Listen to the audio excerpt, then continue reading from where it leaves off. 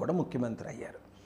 ప్రజలకు కావలసింది రిలీజన్ కాదు, కుటుంబ పాలన కాదు, కుల పాలన కాదు, కుట్ర పాలన కాదు, అవినీతి పాలన కాదు. ప్రజలకు ఏం కావాలి? తిండి లేని వాళ్ళకి తిండి, బట్ట లేని వాళ్ళకి బట్ట. నేను 40 సంవత్సరాలు ప్రభువుని సువార్త ప్రకటిస్తున్నాను, శాంతి మాటలు ప్రకటిస్తున్నాను, యుద్ధాలు ఆపాను, దేవుని కృపలో అనేకవి చేశాను. కానీ కులాలకి మతాలకి అతీతంగా నేను పనిచేశాను. ఉదాహరణ, నేను ఒక బీసీ, తూర్పు కాపుల్లో పుట్టా.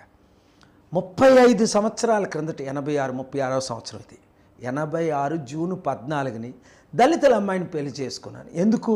మా అన్నయ్య కాపులు చేసుకున్నాడు, మా అక్క కాపులు చేసుకున్నాడు, తప్పులేదు. కానీ ఈ కుల గజ్జి ఉండకూడదు. కాపులే చేసుకోవాలి, బీసీలే చేసుకోవాలి, దళితులు మాలనే, మాదిగనే, క్రిస్టియన్నే, ఇన్ని కొన్ని ఉన్నాయి మతతత్వ పార్టీలు మన దేశంలో. దానికి అతీతంగా 36 సంవత్సరాల క్రిందట నేను దళితులు పెళ్లి చేసుకోవడం ఒకటి.